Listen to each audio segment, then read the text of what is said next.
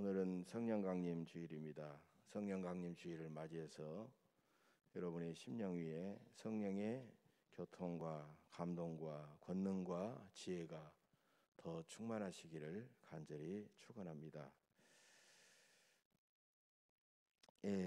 사람들은 가정에서 화목하게 살아야 하지만 때로는 싸우기도 하죠. 싸우지 않고 사는 부부는 거의 없다라고 볼 수 있어요. 근데 부부싸움의 원인을 가만히 살펴보면 인류 복지나 그다음에 세계 평화나 남북 통일이나 이런 거대 담론, 아주 다양하고 엄청난 그 주제를 가지고 싸우는 부부는 거의 없습니다. 대개 아주 사소한 일, 치약을 짜는 문제, 양말을 벗어놓는 문제, 신발을 벗어놓는 문제, 이런 것 때문에 좀 이렇게 이야기하다 보면 감정이 상하면서 또 부부싸움을 하는 그런 일이 되죠. 어떤 가정에서 아내가 식사 시간이 돼서 남편에게 말합니다. 여보, 국시 드세요. 그랬어요. 국시 드세요. 그러니까 남편이 이것은 국시가 아니라 국수요. 그랬어요. 그러니까 아내가 이게 국시지 그랬어요. 그리고 댓글을 했어요. 이건 국수요. 국시냐 국수냐 이걸 가지고 서로 팽팽하게 말다툼을 계속하게 됐어요. 근데 마침 그 옆집에 대학교 교수가 있어가지고 이 부부가 교수를 만나서 물어봤습니다. 국시가 맞습니까? 국수가 맞습니까? 그러니까 그 대학 교수가 이렇게 말했어요. 국수와 국시는 다르죠. 국수는 밀가루로 만들고 국시는 밀가리로 만들지요. 그러니까 그 부부가 또 따지기 좋아하잖아요. 그러면 밀가루하고 밀가리는 어떻게 다릅니까? 그러니까 밀가루는 봉지에 담고 밀가리는 봉다리에 담죠. 이렇게 말을 했다는 것입니다. 또 어느 날 그 아내가 삶은 감자를 이제 쟁반에 담고 이제 감자 먹으시오 하고 남편에게 이야기를 했어요. 근데 보니까 옆에 이제 보니까 소금이 있어요. 소금. 그 남편도 한마디 했습니다. 아니 감자를 소금에 찍어 먹나? 설탕에 찍어 먹어야지 그랬어요. 그러니까 이 아내는 우리 친정집에서는 소금에 찍어 먹었는데 그랬어요. 그러니까 이 문제를 가지고 또 감자는 소금에 찍어 먹어야 된다, 설탕에 찍어 먹어야 된다, 이 문제 가지고 또 이제 마라톤을 하기 시작했어요. 참 이상한 부부죠. 저희 집에서는요, 지금도 감자를 먹고 고구마를 먹을 때는 소금도 아니고 설탕도 아니고 김치에다가 찍어 먹습니다. 그러니까 이것은 가까스 입맛의 문제고 기호의 문제지 뭐가 정답이고 뭐가 옳고 그런 문제가 아니에요. 각자 다른 문제입니다. 다름의 문제. 그러니까 이 부부싸움의 원인은 국수냐 국시냐, 설탕에 찍어 먹느냐 소금에 찍어 먹느냐, 둘 중에 하나를 선택하는 문제가 아니에요. 그래서 상대방의 말을 얼마나 들어주고 상대방을 존중하고 배려하는 그런 문제다라는 것입니다. 또 우리 주변을 보면요, 당신이라는 말과 자네라는 말, 이 두 가지 말 호칭 때문에 감정이 상하고 싸우기도 합니다. 평소에는 자주 써요. 당신이라는 말과 자네라는 말을. 그런데 뭔가 마음이 상하고 갈등이 생기면 그때부터 당신 말이야 하면서 당신이라는 말이 감정이 섞인 말로 들어가게 됩니다. 그러면서 상대방에 대해서도 자네 이런 식으로 하면서 굉장히 냉랭하고 거슬리는 그런 말이 된다는 것입니다. 그냥 우리가 자주 쓰는 말은 생각을 나누고 그다음에 마음을 나누고 어떤 특정한 관계를 만들어 버리기 때문이다라는 거예요. 말에 따라서. 그래서 대화할 때는요, 항상 상대방의 눈을 바라봐야 됩니다. 먼 산을 바라보든지 땅을 바라보는 것이 아니라 상대방의 눈을 바라보고 상대방의 말을 내가 잘 듣고 있다는 표시로 고개를 끄덕거리면서 아 그렇군요 하고 이렇게 막 맞장구도 쳐주고, 그렇게 해서 상대방의 말을 잘 경청해줘야 돼. 상대방의 말을 쳐다보지도 않고 고개도 끄덕거리지 않고 대충대충 건성건성 들으면 상대방이 굉장히 그걸 금방 알아봐요. 굉장히 기분 나쁘게 생각합니다. 참된 대화는 뭐냐? 상대방의 인격을 존중하고 상대방의 말을 어떤 말이든지 잘 경청하고 상대방의 마음과 깊이 공감할 때 그 대화는 이루어질 수 있다는 것입니다. 여러분, 하나님께서도요 인간을 창조하시고 모든 대자연 피조물을 창조하실 때에도 대화의 상대자로 그렇게 창조하셨다. 하월 로우라는 사람은 그런 유명한 말을 했습니다. 그래서 우리 인간과 모든 피조물은 하나님과 대화적인 관계다라는 말을 했어요. 대화적인 관계.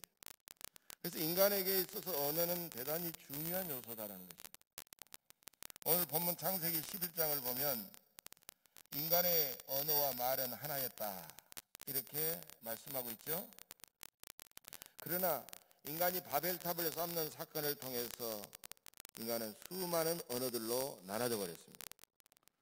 노아의 홍수 심판 후에도 여전히 하나님 앞에 교만해진 인간은 하나님의 그 은혜를 망각하고 하늘까지 탑을 쌓아서 하나님의 이름이 아니라 자신들의 이름을 내고 온 땅으로 흩어지지 않으려고 그렇게 했어요. 그래서 인간은요 돌 대신에 벽돌을 만들고 진흙 대신에 역청을 만들어 가지고 거대한 성읍을 건축하고 성읍의 중간에 높은 탑을 하늘까지 닿게 하여 자기의 이름을 내도록 그렇게 했습니다.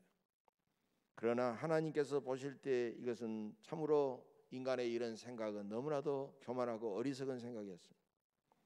하나님은 인간의 언어가 하나이기 때문에 저들이 자신들의 일을 계획하고 그렇게 공모하게 되자 앞으로도 도저히 이 일을 막을 수 없겠다라고 생각해서 이제 인간의 언어를 혼잡하게 하여 서로 알아듣지 못하게 해버렸습니다.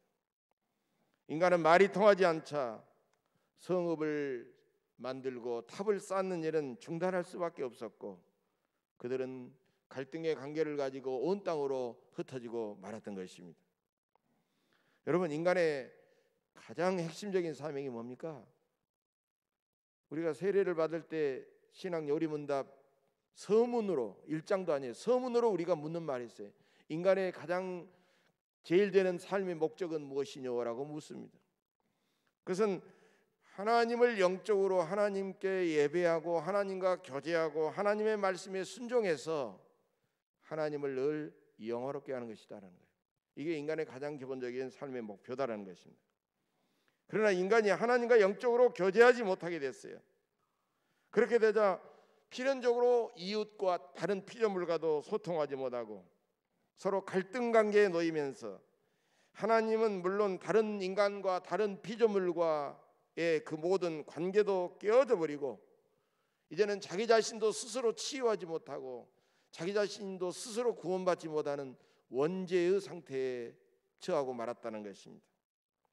여러분, 그런 절망적인 상황에서 일어난 하나의 기적이 뭐냐?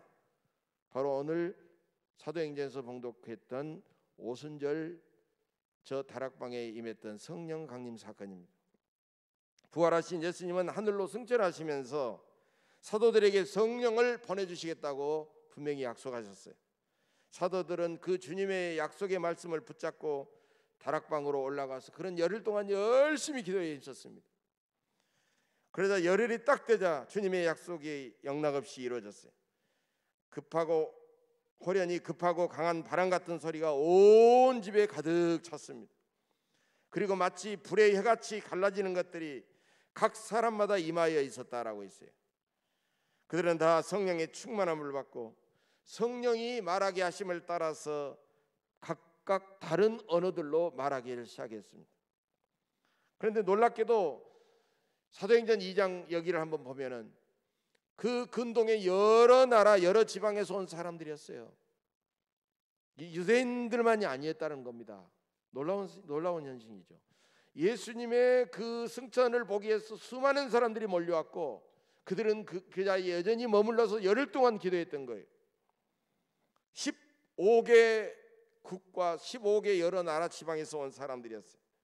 그런데 그들은 자기 나라 말로 알아듣는 놀라운 기적이 일어났습니다. 누가 기도를 하더라도 자기 나라 말로 알아듣는 놀라운 기적이 일어난 거예요.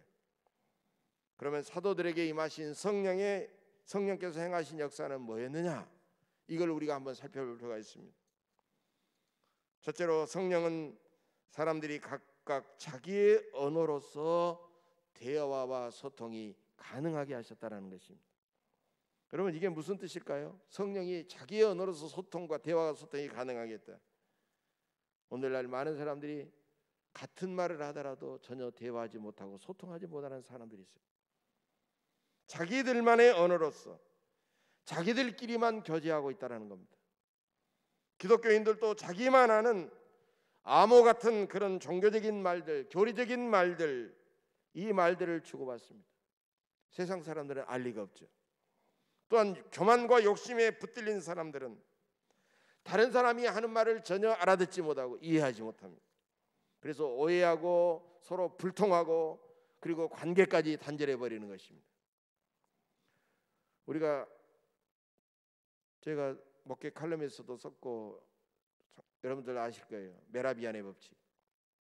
미국 캘리포니아 대학 알버트 메라비안 교수가 인간의 대화 속에서 이 입을 통해서 나오는 이 언어가 차지하는 비중이 얼마나 될까 살펴봤습니다.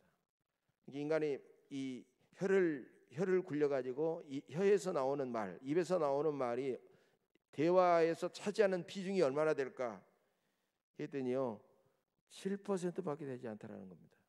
7%. 그러면 나머지 93%는 뭐겠느냐? 비언어적인 요소, 언어가 아닌 다른 요소라는 거예요.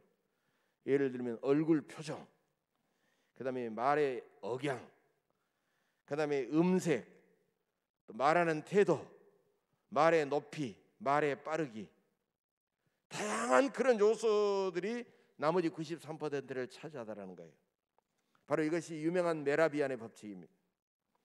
여러분, 전화 상담에서도 저도 광주 생명의자나 원장을 오랫동안 맡았는데요. 상담원들 교육을 해보고 전화 상담을 하게 되는데 전화 상담에서도 말의 내용이 차지하는 비중은요 18%밖에 되지 않아요. 나머지 82%는 뭐냐? 그 음성에서 들리는 따뜻함, 그런 마음, 음성의 억양, 뭐 이런 태도, 이런 모든 것들이 그 상대방에게 그 전화선을 통해서 다 느껴지고 연결된다라는 겁니다. 그게 81%라는 거예요. 여러분, 그 말의 내용 그것보다는 진실하게 상대방을 존중하고 배려하고 사랑하는 그 자세가 훨씬 더 중요하다는 사실이에요. 하나님은 성령 안에서 우리와 계속 대화하고 계속 소통하기 위해서 우리에게 성령을 보내주셨다는 것입니다. 그래서 우리는 성령 안에서 하나님과 대화하고 소통하고 영적으로 교제하며 그런 심정으로, 그런 마음으로 이웃들과도 겸손하고 열린 마음으로 대화하고 소통하고 그들을 이해하고 얼마든지 공감할 수 있다는 것입니다. 그러므로 바벨탑 사건으로 그때는 언어가 하나였음에도 불구하고 그들은 교만함으로 인하여 완전히 언어가 갈라져서 혼란에 빠져버린 인간은 마침내 오순절 성령 강림 사건을 통해서 이제는 대화하고 의사가 소통한 그런 관계로 변화가 됐다는 것입니다. 여러분, 언어가 다르면 마음도 달라서 싸울 수도 있지만 성령 안에서 그 마음이 하나가 되자 이제 어떤 언어도서도 소통할 수 있게 됐다는 것입니다. 오순절에 나타난 방언은 인간이 하나님과 소통하게 한 하나님의 은혜였습니다. 또한 기독교인이 되는 것은 뭐냐? 끊임없이 하나님과 소통하는 우리가 이웃과도 소통하고 그들을 이해하고 공감하는 그런 인간이 된다는 것이 기독교인이 된다는 거예요. 오늘날 우리는 우리의 생각과 말은 사람들과 많이 단절되어 있습니다. 그러나 사람들은 우리가 열린 마음으로 서로 이해하고 공감하며 그들과 대화를 함으로써 기독교 복음이 그들에게 잘 들려지도록 해야 됩니다. 사람들은 우리의 인격 속에서 예수님의 거룩한 인격을 보고 느껴야 됩니다. 사람들은 우리와 겸손한 섬김과 희생을 통해서 예수님의 섬김과 희생을 느끼도록 해야 된다는 것입니다. 여러분 속에 성령께서 여러분의 말과 인격과 사랑의 삶을 통하여 세상과 소통하며 세상의 수많은 사람들에게 깊은 감동을 주는 그런 복된 삶을 살아가시기를 간절히 바랍니다. 두 번째로, 성령은 하나님과 우리와의 관계를 온전하게 회복시켜 주십니다. 성령은 우리의 말을 하나님을 향한 진실한 말로 만들어 주십니다. 여러분, 맨날 거짓말하는 사람들이 하나님 앞에 어떻게 거짓말로 기도하겠습니까? 있을 수가 없는 거예요. 성령은 우리와 하나님을 체험적인 관계로 만들어 주십니다. 책에서나 보고 알고 있었던, 인식하고 느끼는 그런 존재가 아니라 내가 그 하나님을 인격적인 존재로 만나서 체험적인 존재로 만들어 주신 거예요. 성령께서 세상에 오시기 전까지는 우리가 하나님에 관하여 알고만 있었어요. 하나님의 어떤 객관적인 어떤 실체로 하나님에 관하여서만 알고 있었어요. 그러나 성령께서 이제 우리 가운데 오심으로 말미암아 우리는 인격적으로 하나님을 직접 대면하여 우리는 체험하게 되었다는 것입니다. 성령께서 세상에 오시기 전에는 성경 말씀이 도저히 이해가 되지 않았지만 성령께서 오셔서 우리는 이제 성령의 충만함으로 인하여 성경 말씀이 다 이해되고 다 믿어지게 되었다는 것입니다. 여러분, 요한복음 16장 12절에 13절에 보면 이런 내용이 나옵니다. 내가 아직도 너희에게 이를 것이 많으나 지금은 너희가 감당하지 못하리라. 그러나 진리의 성령이 오시면 그가 너희를 모든 진리 가운데로 인도하시리니 그가 스스로 말하지 않고 오직 들은 것을 말하며 장래의 일을 너희에게 알리시리라.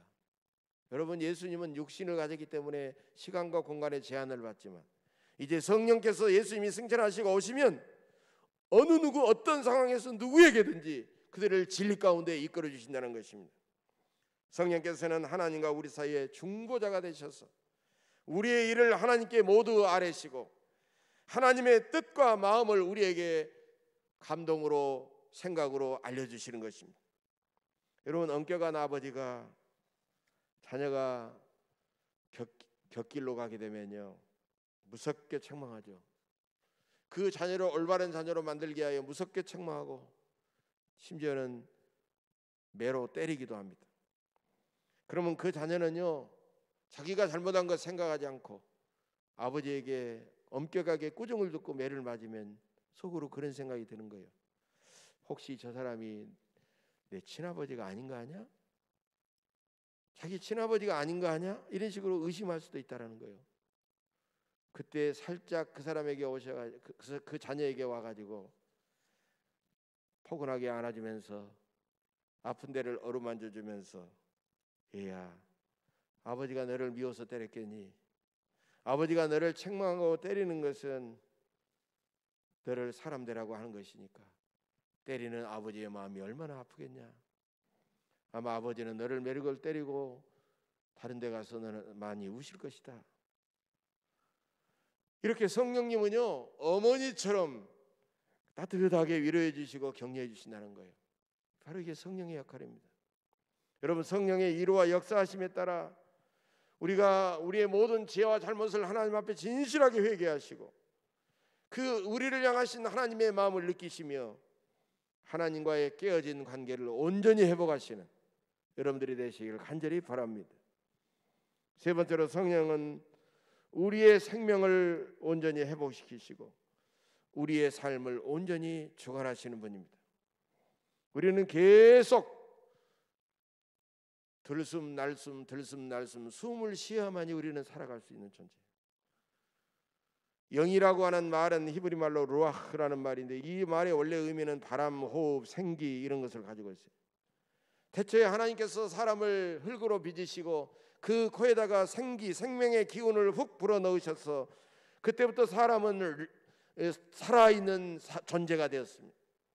그러므로 우리는 성령 안에서 하나님과 생명의 향기를 늘 함께 나눌 때 우리는 비로소 우리는 살아있는 존재가 되고 그 하나님의 성령 안에서 우리는 진정한 기쁨을 우리가 누리게 되는 것입니다. 우리가 잘 아시는 강원도 저 행성의 예수원에 있었죠. 예수원에서 사역하셨던 아처토레이 성공의 대천덕 신부님, 참 그분은 우리 한국에 오셔가지고 많은 영성 훈련을 시키셨던 아주 훌륭하신 분입니다. 이분은 그곳에 찾아온 분들에게 교육을 시키면서 늘 이런 말씀을 하셨어요. 나는 아침에 일어나면 하나님께 이렇게 기도합니다. 하나님, 성령 충만하게 도와주소서. 성령 충만하지 않으면 나는 너무나 세상에서 쉽게 흔들리기 때문입니다. 하나님, 제가 성령 충만하다가 느끼지 못할 때는 함부로 말하지 않도록 도와주소서. 제가 성령 충만하지 않을 때에는 인생의 중요한 결정을 하지 않게 하소서. 여러분, 성령께서 내 안에 충만하셔서 온전히 나를 주관하시고 나를 지배하고 나를 장악할 때 우리는 그 성령의 능력으로 내 생각과 감정과 의지를 다스리면서 우리는 승리할 수가 있다는 것입니다. 빌립보의 지하 감옥에 갇혔던 바울과 실라처럼 그 엄청나고 열악한 처절한 상황 속에서도 기도하며 찬송하며 하나님의 영으로 충만한 사람은 하나님의 충만한 생명과 기쁨과 자유와 평강과 놀라운 권능을 누릴 수가 있다는 것입니다. 반대로 막강한 권력과 막대한 재산과 온갖 세상의 명예를 소유한 사람이라도 그가 만약에 성령이 없다면 그런 자그마한 일에도 불안하고 두렵고 대단히 초라한 존재가 되고 말 것입니다. 이 지금은 여러분께서 어떤 형편에 있을지라도 날마다 성령의 충만함 속에서 여러분의 영과 혼과 몸은 더 강건하고 온전해지고 하나님 성령께서 부어주시는 풍성한 기쁨과 자유와 평강을 마음껏 누리며 살아가시기를 간절히 바랍니다. 네 번째로, 성령은 성령의 충만함으로 세워진 그 교회 안에서 우리는 받을 수가 있다는 것입니다. 교회는 건물이 아니기 때문에 그렇게 성령의 충만함을 받은 사람들 가운데서 우리는 받을 수가 있다는 것입니다. 성부 하나님과 성자 예수님은 우리에게 성령을 보내셔서 예수님을 나의 구주로 믿고 고백하게 하셔서 그렇게 믿고 고백한 사람들이 모여서 교회가 세워졌습니다. 성령 세례는 뭐냐? 성령 세례는 성령께서 내게 임하셔서 내가 예수를 나의 구주로 고백하는 내적인 증거이며, 물 세례는 내가 성령의 세례를 받았다는 공적인 의식이요 표징이라는 것입니다. 또 성령 충만함은 우리가 성령을 뜨겁게 사모하며 간절하게 기도할 때 하나님께서 기름 부어주시듯 성령을 충만하게 그에게 부어주시는 상태를 성령 충만이라고 하는 것입니다. 자녀들은 부모의 사랑을 너무나도 많이 받고 자라지만 그들은 부모님의 사랑을 너무나도 당연하게 생각해 버립니다. 그러다가 인생을 살면서 힘들고 어려운 일을 겪으면서 그때 비로소 부모님의 사랑을 깨닫게 되면 부모와 자녀와의 관계는 더욱 견고해지는 것을 볼 수가 있습니다. 하나님 아버지도 항상 우리를 사랑하시지만 우리가 인생을 살면서 힘들고 어려울 때 주님 앞에 성령으로 충만하게 달라고 기도할 때 성령으로 충만해져서 우리는 하나님의 더 깊은 사랑을 느끼게 되는 것입니다. 그럴 때 우리는 옛사람은 죽고 예수님과 함께 새 사람으로 거듭나서 성령의 열매를 맺게 되는 것입니다. 이처럼 성령의 열매는 성령 충만함으로 살아가는 하나님의 자녀들에게 날마다 열리는 9가지 거룩한 신앙의 인격임을 우리는 기억해야 됩니다. 성령의 은사는 뭐냐?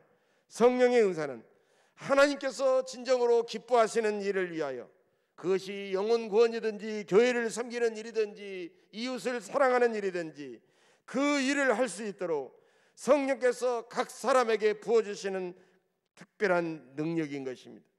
성령님은 우리가 하나님의 은혜에 감사하고 더 충성할 수 있도록 각종 은사를 각 사람에게 부어주십니다.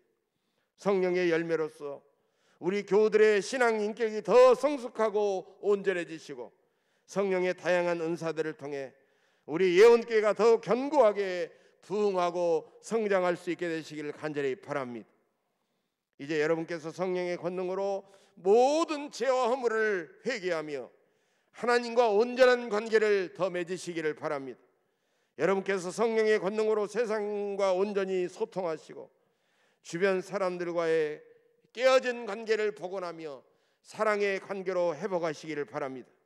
성령의 권능으로 가난한 사람과 병든 사람을 불쌍히 여기시고 내게 깊은 상처를 준 이웃들까지라도 주님의 마음으로 용서하시기를 바랍니다.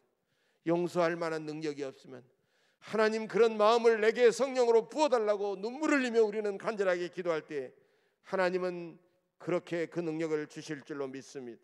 성령의 권능으로 우리 주변에 복음을 전파하시고 땅끝까지 생명의 복음을 전파하시기를 바랍니다. 그래서 모든 교우들마다 성령으로 충만해져서 기쁨과 감사와 평강이 넘치고 이웃을 감동시키시고 생명의 복음을 세상에 전파하여 수많은 영혼들을 구원하는 우리 예언교회 모든 여러분들의 삶이 되시기를 주의 이름으로 간절히 축복합니다. 기도하겠습니다.